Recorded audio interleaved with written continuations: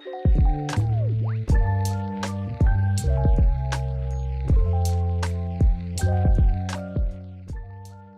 and welcome to the Turf and Touchdowns podcast, focusing away from the horse racing action and something that's going to become a lot more common over the next few weeks. As the NFL action is almost back, we are beyond excited here at Turf and Touchdowns for the NFL action to return. In a week's time, we will know who won the first match between Kansas City Chiefs and the Baltimore Ravens, which is a fantastic way to start things. But my name's Luke Elder, Tom Collins alongside me. We've not been wishing our life away, Tom, but kind of wishing our life away, waiting for the new season to start.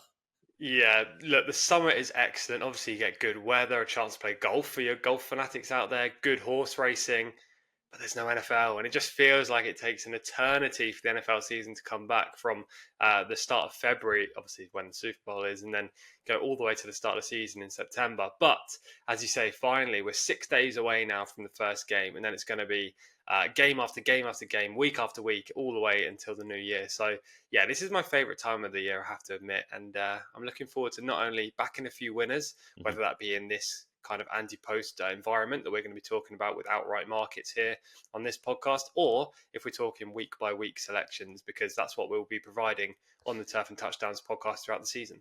Yeah, sure, we might do some fantasy angles, but we will be primarily 99% a betting podcast. So come here, get your picks, and also let us know your picks for the upcoming week. But we haven't yet decided what we're going to do.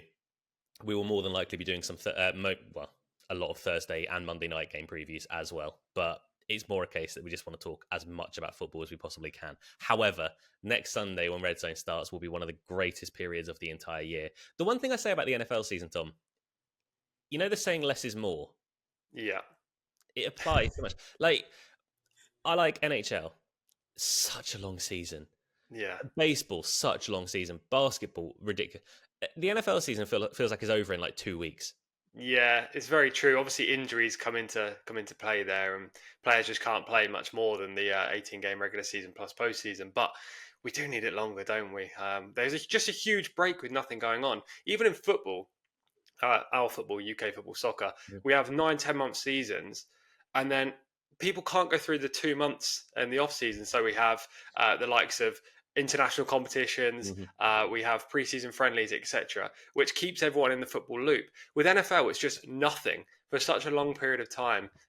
So yeah, it does feel like it goes over in a flash. Yeah, you get the scraps of the draft and then free agency, and that's it. English football over here, it's just a case of it's back already. But yeah, we'll get into it. We're going to do overachievers, underachievers, and Super Bowl selections today, and we're going to start with the top one, Super Bowl selections. If you are new here to Turf and Touchdowns, we have a few NFL podcasts that are still available, still live. Tom's mentioned his Super Bowl pick in one of those, so you can go and look at that. But Tom, I'll just go to you very briefly. Your pick for the Super Bowl is the Baltimore Ravens. Yeah, I'll keep this short because we obviously want people to go check out the other NFL pods. But as I say, I've already mentioned this is one of my better bets of the year. I've backed the Baltimore Ravens for Super Bowl glory.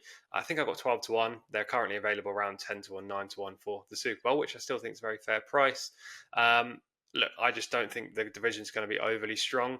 By that, I mean the Cleveland Browns and the Pittsburgh Steelers, I believe, are going to end up with losing records and not be much of a force in the division. So that should enable the Ravens to at least pick up 3 out of 4 wins there. They play each other twice if you don't know your NFL. The other team in the division is the Cincinnati Bengals, who, okay, they're relatively high up in the anti-post market for the Super Bowl. They've got some fantastic players, Joe Burrow, Jamar Chase, if he plays, etc.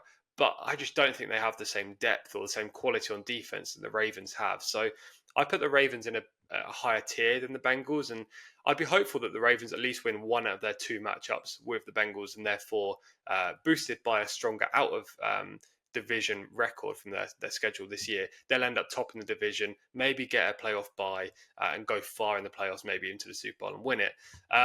The addition of Derrick Henry is just huge. A power running back in a running back system at the Ravens is kind of what they've been looking for over the last few years.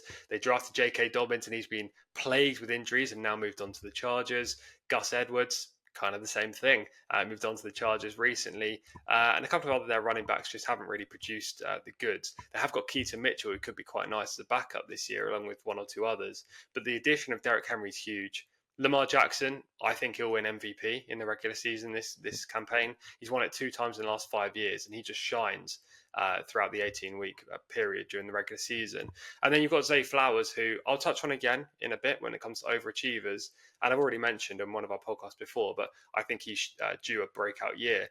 So all of that considered, with good tight ends and a solid defense, and a head coach who is probably one of the top 3 in the league, I love the Baltimore Ravens here. Now, I've also backed 2 others, but they're very small bets. One is a loyalty bet on the Packers, just because when you support a team, you generally have a loyalty bet on them throughout the whole season. I don't think they'll win it, but we should get into the playoffs. And the other is a small bet on the Houston Texans. I think 16 to 1's a very fair price because they should win the AFC South, which will grant them a place in the playoffs. They've got so many young playmakers on offense. I don't know if their defense will stand up, and that's why it's only a very small kind of saver and interest bet. But the Texans and the Packers are my backups behind a strong bet on the Ravens. You say about loyalty bets, and you have to have a loyalty bet on your team. Yeah. For anyone listening on Spotify, I've just taken a not victory sip out of a Seattle Seahawks mug. We'll get through this year.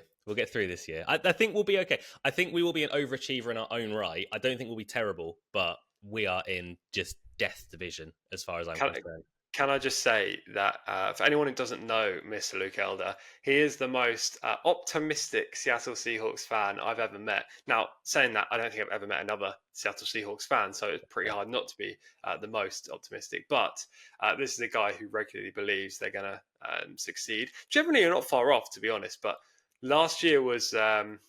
I'd say up and down, because you had that bet that they were going to make the playoffs with several other selections in numerous doubles. It was a season-long play, and week to week, you were coming to me going, this is going to be great, this is going to be awful, this is going to be great, we've done it, we haven't done it. And it was just turmoil in the Elder household. Well, okay, so last year, I obviously we're horse racing as well, so I was getting other bets and doubling them up, trebling them up, parlaying them with Seattle to make the playoffs, which started off at like 7-4. And then week 1 comes about. Abe Lucas, Charles Cross, 2 of our biggest linemen, both down hurt against LA, and we get absolutely destroyed by Los Angeles. I'm thinking, oh my God, I've never had a bet, like a season-long bet, go wrong this quickly.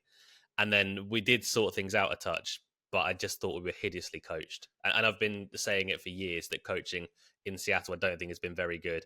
Our defensive coaching was absolutely woeful pretty much all season.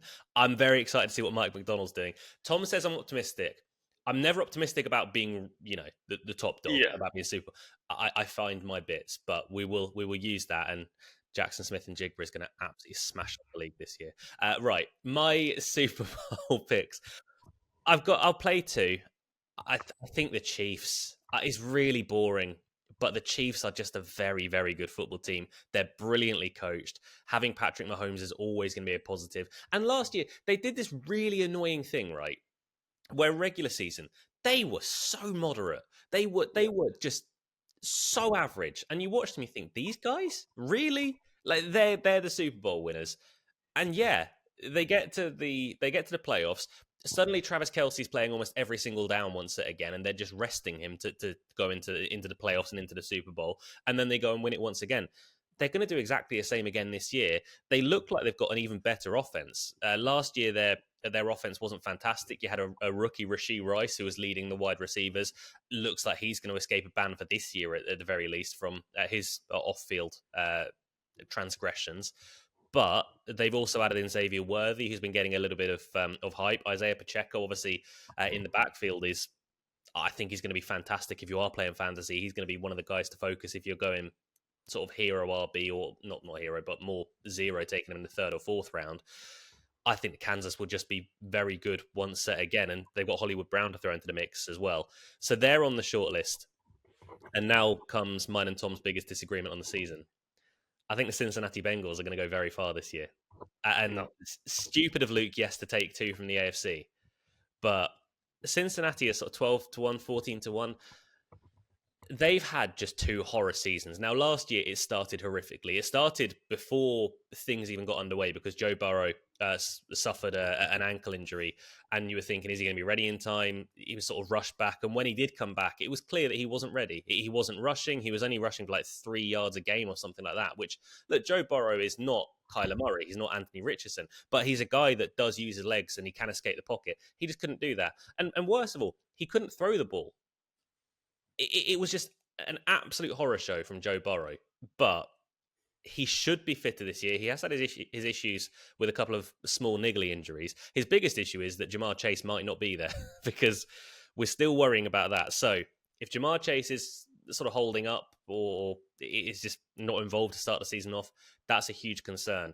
But when everyone from the Cincinnati Bengals team is fit and healthy and good to go, they are a very, very good outfit. They just need to stay healthy, which they haven't done in a couple of years. But this feels like their "we told you" season, Tom, that they're going to try and bounce back and they're going to be angry and they're going to be good to go.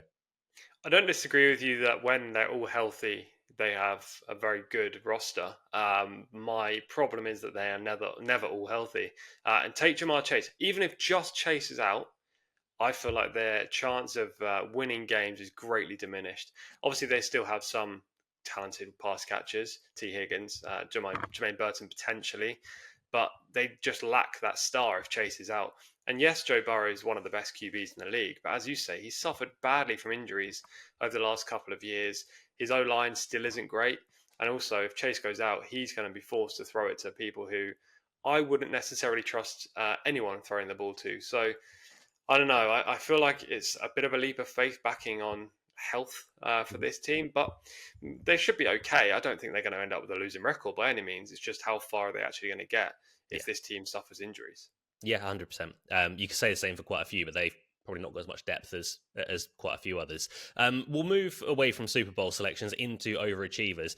These are guys/teams that, I mean, we don't expect to sort of win a Super Bowl per se, but will outperform their odds. I'll go first with this one. A couple to throw in. I think the biggest one for me, and I didn't expect to coming into this season saying it, but I think Indianapolis will be good. They're currently, as far as Super Bowls are concerned, 60-1. They're not going to win a Super Bowl. They're a good team, but they extended Michael Pittman. Anthony Richardson is back and seemingly healthy. We only saw him for a brief minute last year.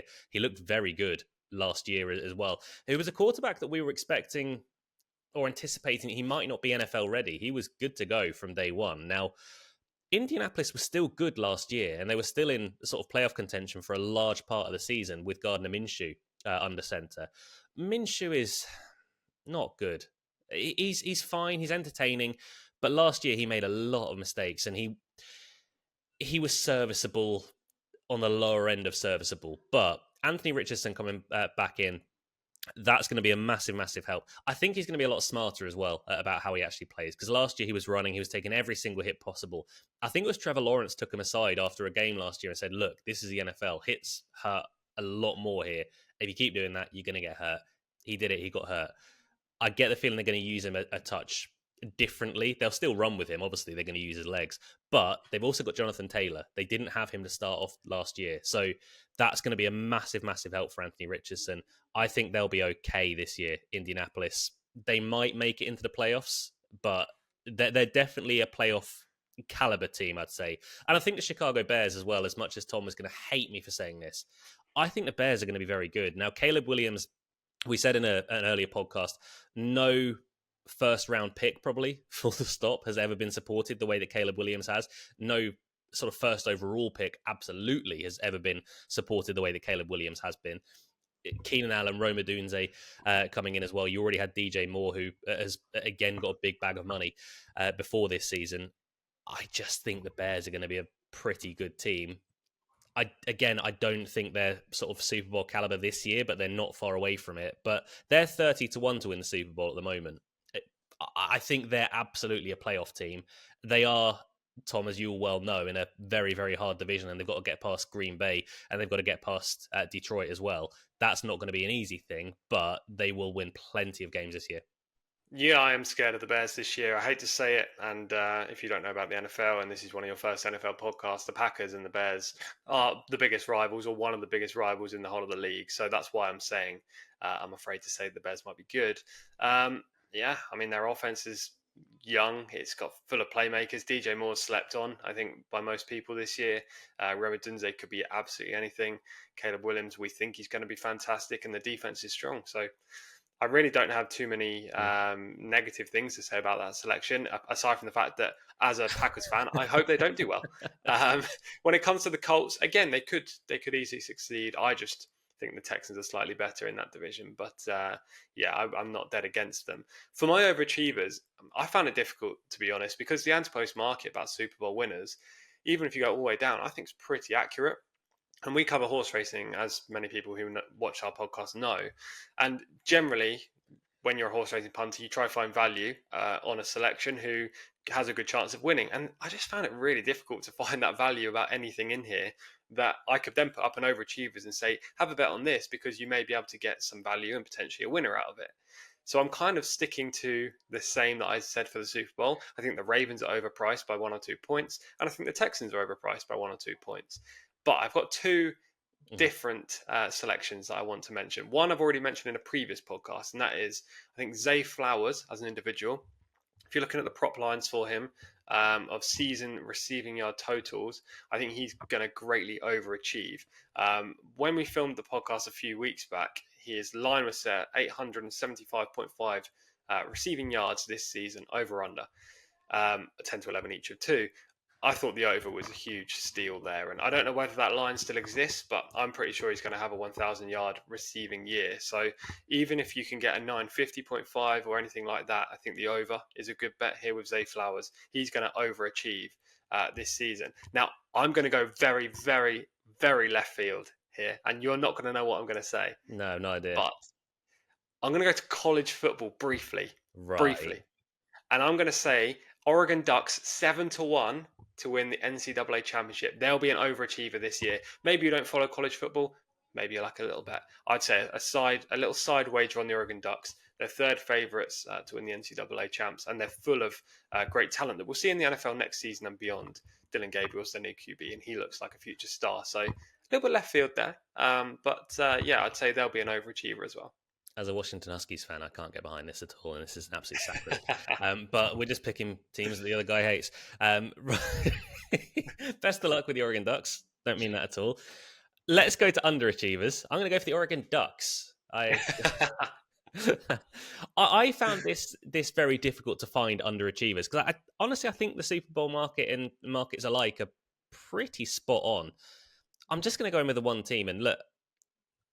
I've spoke about them on again podcasts in sort of weeks gone by, but Josh Allen's going to have to be very, very good to lead Buffalo into the playoffs. He's in a very, very tough division. The Jets, if Aaron Rodgers is back to even 75% of what he was, the Jets are going to be a very good team this year because they were blighted by absolutely abysmal quarterback play last year. Obviously, after Aaron Rodgers went down, their defense is absolutely insane. You've also got Miami to focus upon as well in that division.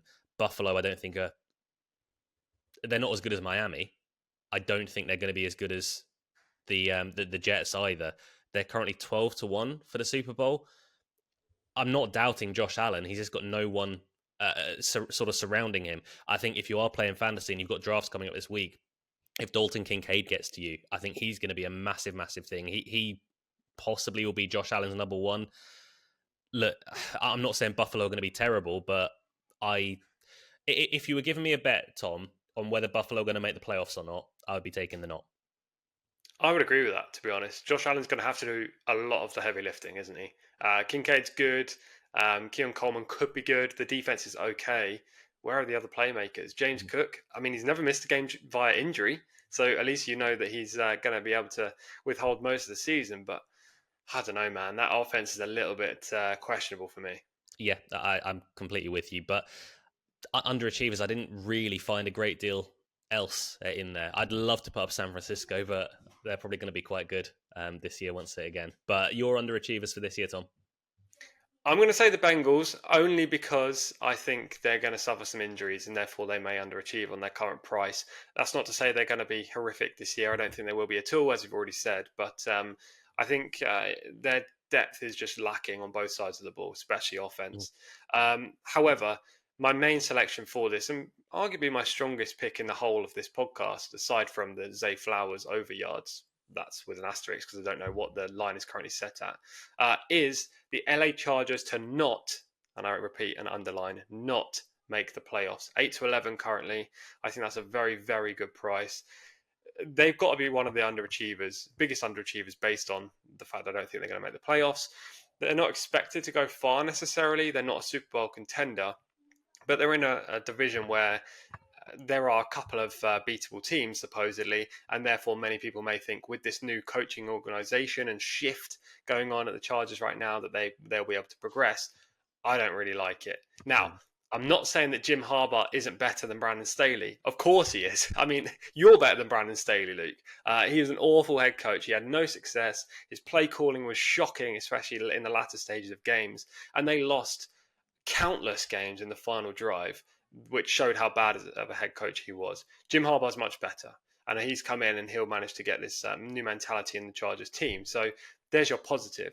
The negative is that Jim Harbaugh is a run first, heavy run first head coach in a league that has steadily transitioned over the last 10, 15 years into a pass heavy league.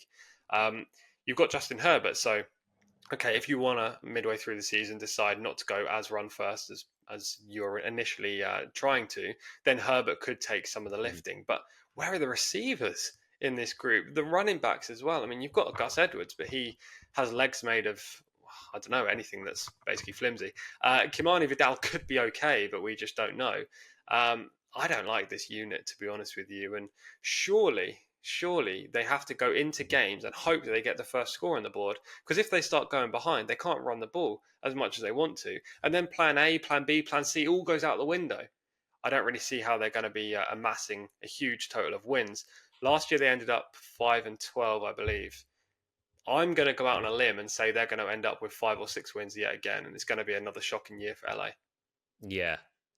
I don't mind the foundations they're setting down in LA, but I don't know for this year. I think they're booked for second in the division because their division is absolute rubbish. Obviously, Mm. they're going to be behind Kansas, but I mean Denver and Vegas.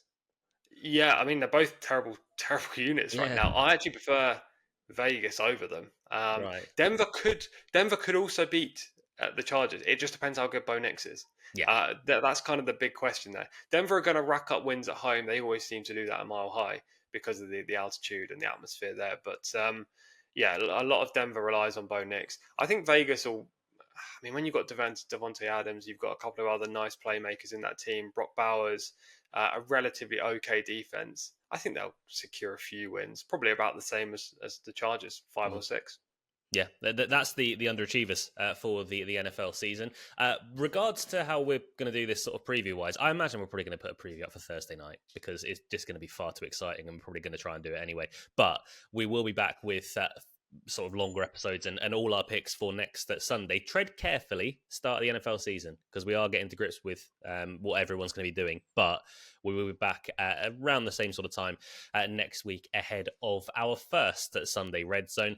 If you are a horse racing fan as well, head over to the horse racing side of things on Turf and Touchdowns podcast, and you can catch up with everything horse racing that we put forward. And if you enjoyed this podcast, do leave a like, subscribe, and a comment down below of your Super Bowl winner, overachievers and also underachievers. And you can't say Tom Collins for the latter. But Tom, that was good. We'll be diving more heavily into NFL action over the next few weeks. Did you mean deeper? No, heavily. I don't know how you can dive heavily, but I've just come back from holiday, my friend, and I am a lot heavier than I was before I left. yeah, we will be diving heavily into the NFL season coming up. And you know what? I'm really looking forward to it. Not because we're just NFL fans, but I feel like we're relatively good NFL punters as well. So hopefully we can provide all the viewers a couple of winners, a couple being obviously a great underestimate of what I'm hoping we can achieve this season. Absolutely. Thank you very much for listening. As I say, we'll be back around about the same sort of time next week, but hopefully we get a few winners or things right from the Overachievers, Underachievers, and Super Bowl Predictions podcast. Until next week, have a very good week yourselves. Stay safe, look after one another. Goodbye.